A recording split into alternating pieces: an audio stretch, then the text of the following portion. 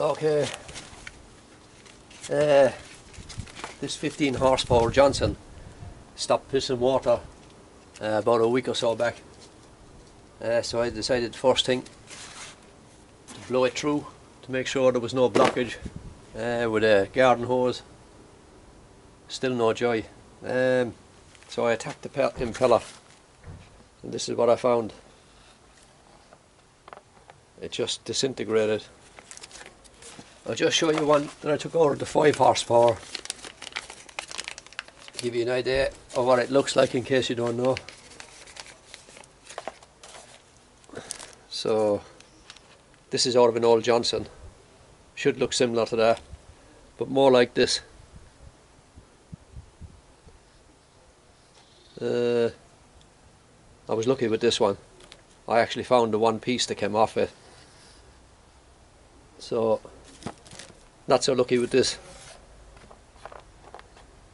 I reckon some of it is after getting sucked up, because I've changed it, took off the leg and took it out on the water yesterday for a run, and within 10 minutes there was steam coming out everywhere. There was a good piss of water, but there was loads of steam coming out of the exhaust.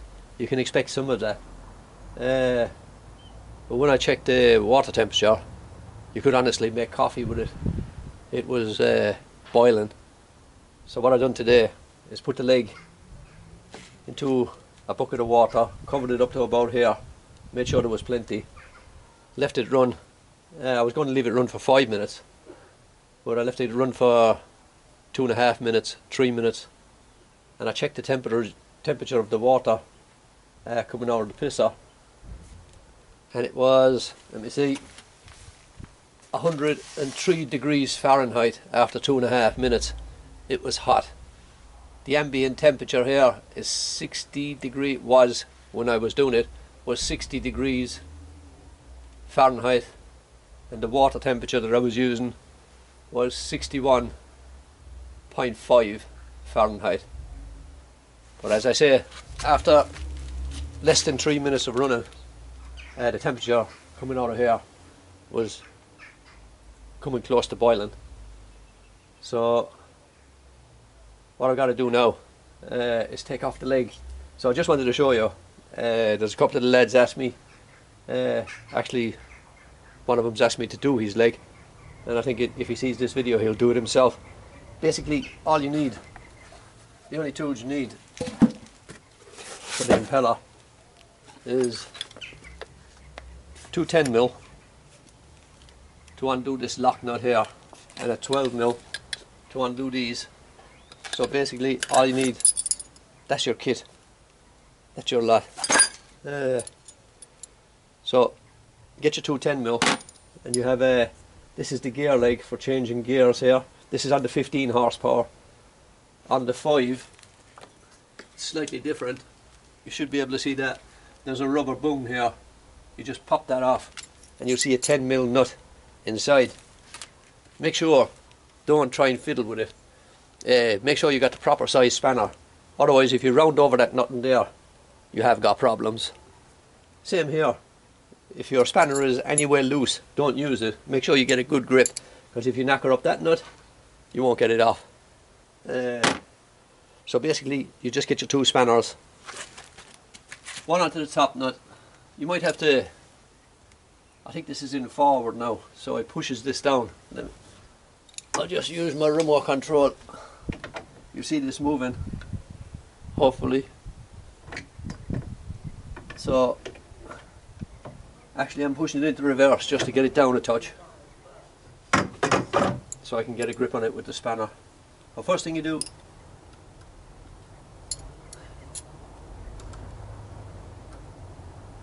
get a spanner on your bottom nut, a spanner on your top, and twist the bottom one anti-clockwise, and that releases the lock. So just turn that down. Just before I do that, it's always a good idea to save you time when you're putting it back together.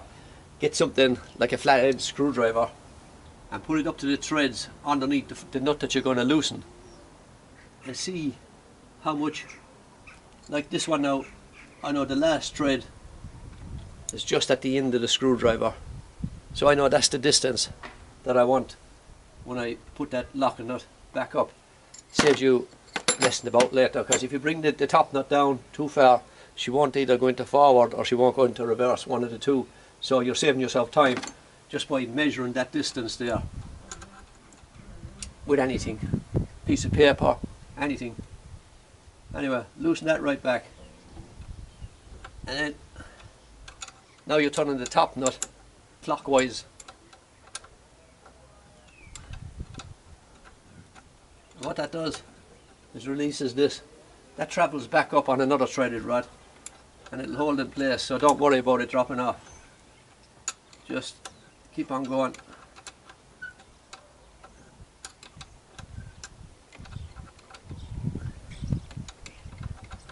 You'll find it travels into the leg, so I just adjust it. This is how I do it. Like, I'm not saying this is how you should do it.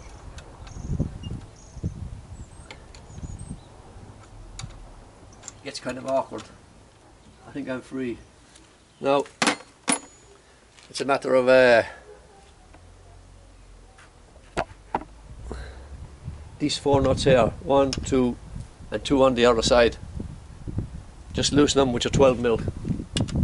Again, don't use an undersized or an oversized panner or a metric on Imperial, or because if you knacker up the nuts, here's a problem.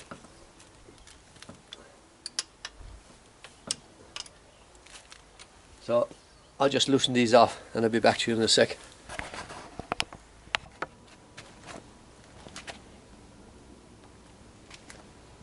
Okay, I've got them all off, but I've left this one just a couple of threads in, because sometimes you'll need to loosen this. Where are you? Sometimes you'll need to loosen this top nut a little bit more, but in this case I don't. So just loose it out, take out the last screw.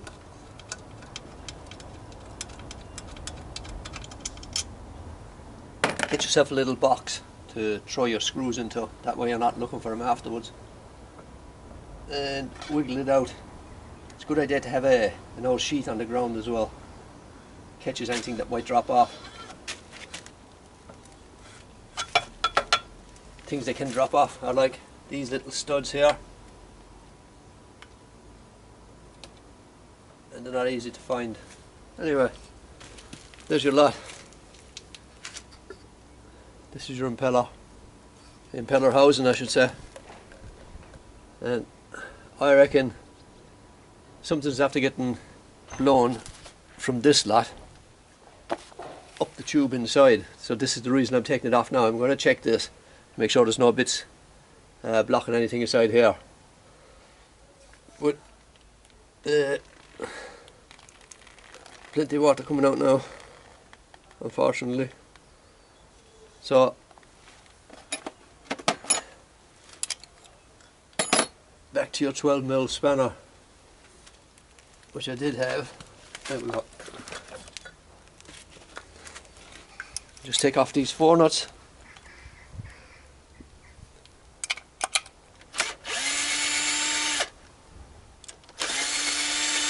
I said nuts, they're actually bolts.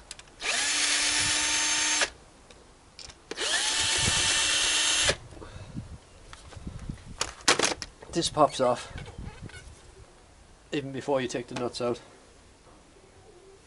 And let's pop this up. And there's your impeller. That's your impeller housing. Make sure that's all clean in here. Let me put this down. Make sure there's no corrosion in here or build up of salt. If there is, wash most of it out. I used 2000 grit sandpaper, loads of water, and just give it a light rub around, and it's smooth. It's like a mirror finish now inside. That's what you want. If it's anywhere rough, it's going to ruin your new impeller. So that's your housing anyway. And I can actually see, I don't know if you can see it, but there's something actually blocking the hole. This might be an easy fix already.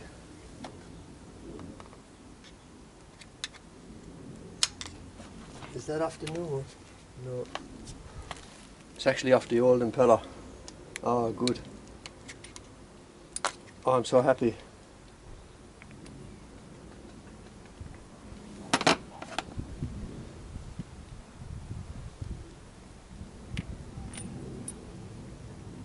Put your bolts in something that's safe.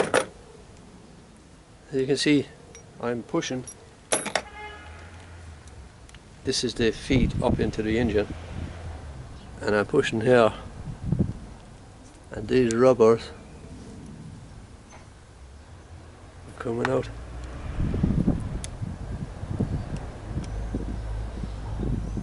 Oh, yeah. I can't believe that. I can't understand where it came from. I actually checked all this out before I put the engine back together. The only thing I can think of is when they broke off.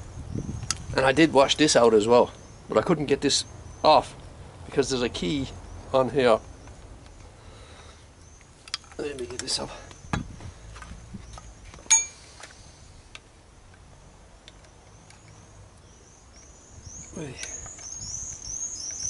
She be tight. Okay. There's only one way to put this impeller on as well. You see a little notch in here, right there. That fits over a key that's on here. Make sure you don't lose this part as well. It's right there. That little piece of metal coming out, that's called a key. And as you can see, there's no groove on that part. You see the groove here, and you just pop her on down over the groove. It's over with. So just show you a couple of precautions before you start messing down around the leg. Always pull out the spark plugs, and don't just pull them and leave them beside the spark plug, you know, like this, because they can arc. Put something in between them, preferably a dry rag. If it's wet, it can conduct electricity, so it will set it off. And what that can do is start up the impeller as you're messing about down here, and you could end up like that. Not really. But anyway, on the 5 horsepower, same process, but you have to take this bung off, and inside that is your 10mm nut. And underneath here, there's 2 bolts. One here and one at the back, and the other 2 you want to take off with this. Loosen that, don't take it out completely, the nut. I'll just loosen it until the bar moves inside. Drop the whole lot, same thing, same idea. You save yourself a few bob. I think it's something like €80 to get an impeller changed by a marine mechanic. I bought these impellers, I think it was 13 for the 5 horsepower, no, 15 for the 5 horsepower before tax 25%, and I think it was something like 18 for this. So basically I've done the 2 of them for less than a third of what a mechanic would ask. Maybe he would have checked and got all the small pieces out first though. Goodbye.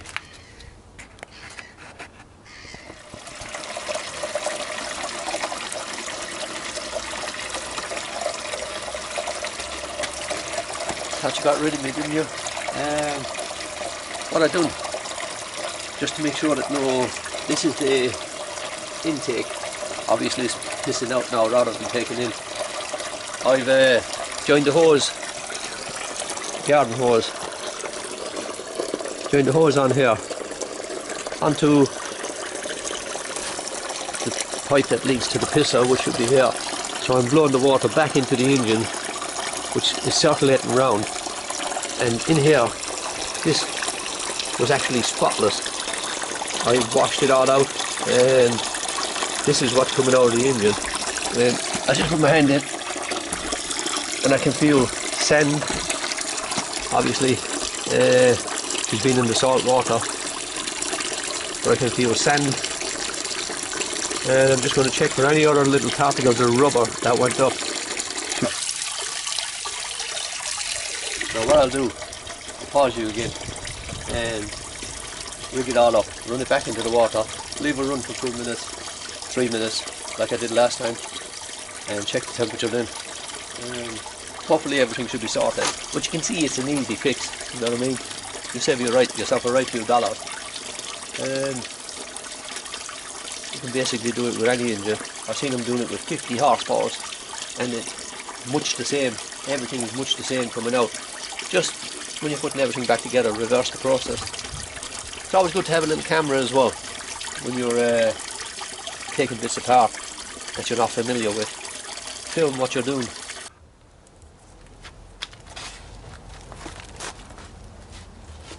Okay, a little tip. I did have a toothbrush around here, but let me see if you're on. Yeah, the nuts and bolts, these are spotless now, but when I took them out yesterday, the day before, whenever, you could see the white crustation of the salt. So what you got to do is get your toothbrush, spray it, a little bit of WD-40, anything you have, rub it with the brush. Some of it is stubborn, so stick your nail in and just carry on up the threads and get it all out, and they come up like this. Then what you do is, I use this, you just dip the tip of the screw in. You don't need that much, just barely dip it in, and that'll make it easy for you next time you're taking it out. So putting the impeller back in, just get a tiniest piece of grease, just rub it around. That's just to get your thing started, you know, your impeller start to go in. And another little tip of grease. And now she's in forward with this pulled up. She's in forward. So you want your prop going this way. Get your finger, a little bit of grease, just rub it along. Tiny piece is all you need. Hope you can see this. And you see two little studs here, two little holes here. Bang it on. Small bit of pressure.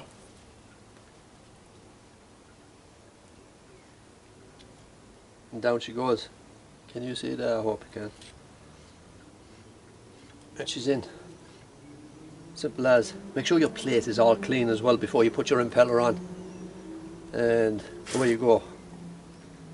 And don't do what I did and forget to put this back on. Just drops in place. Simple as. Couldn't be easier. Okay, back to you in a sec.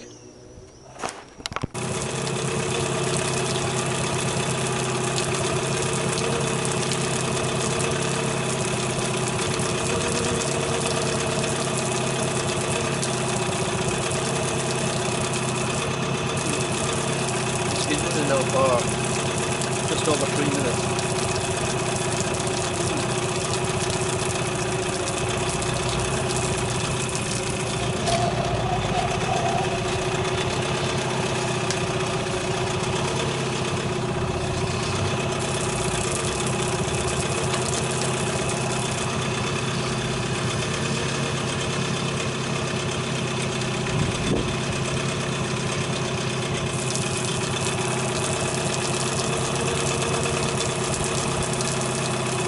Not very scientific, but it works.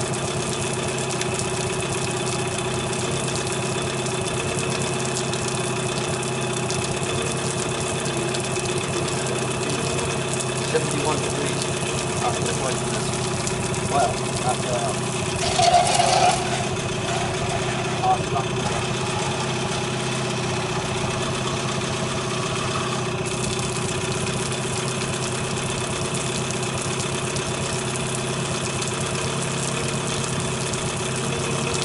degrees Fahrenheit.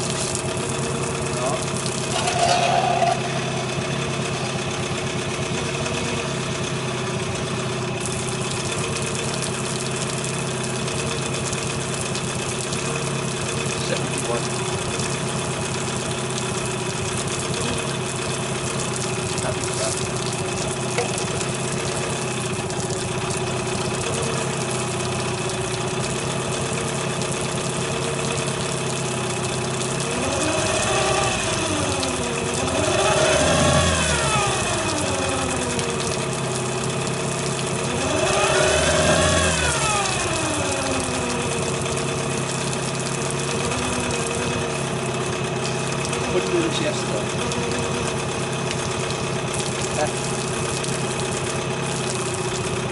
horsepower battery.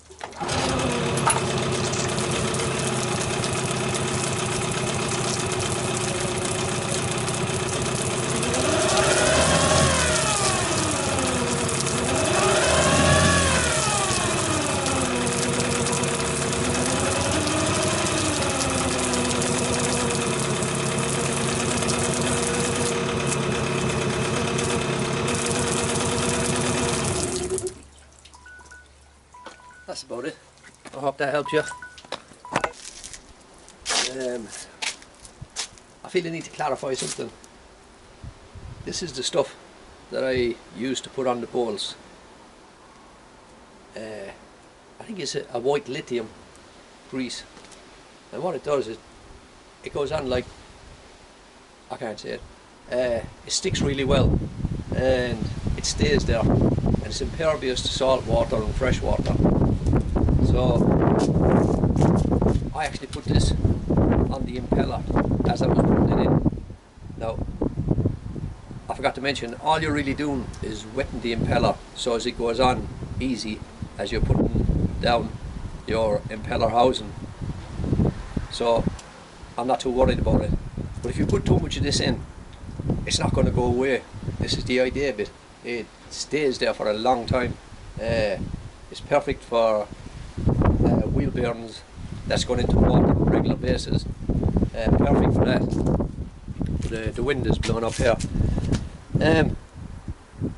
But as I say, I'm not too worried about the little bit that I put on. But what it'll do, it'll stick to the impeller and the housing, and every grain of sand or dirt or grit or whatever gets sucked into the housing, it'll stay there, and as the impeller is going around, it'll actually act like a sandpaper itself and score the stainless steel housing inside. So forget this, use it on the nuts and bolts, it'll keep them forever. But for the impeller,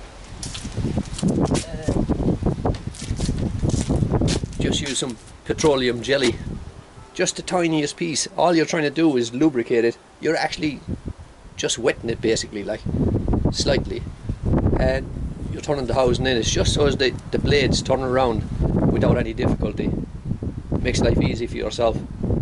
There's some other. This is the lithium that I was talking about. It's brilliant grease. It should be on all your trailer bearings. You can buy this in like a silicone tube, and you put it into your grease gun and bang it into the bearings, and you know it's going to stay there.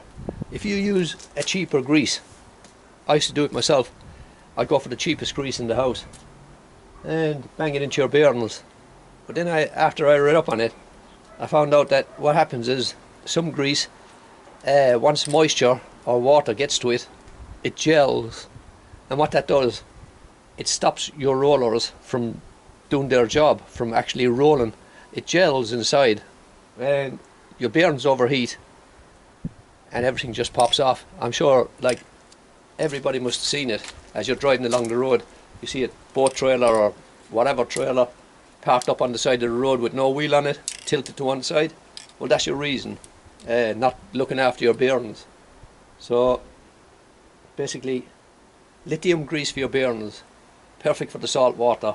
Hose the trailer down after you get it out. But the main point I wanted to get across is don't use this type of stuff on the impeller. Vaseline is good enough. So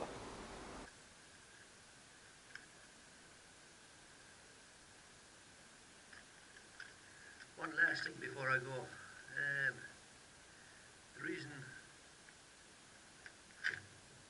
this is your impeller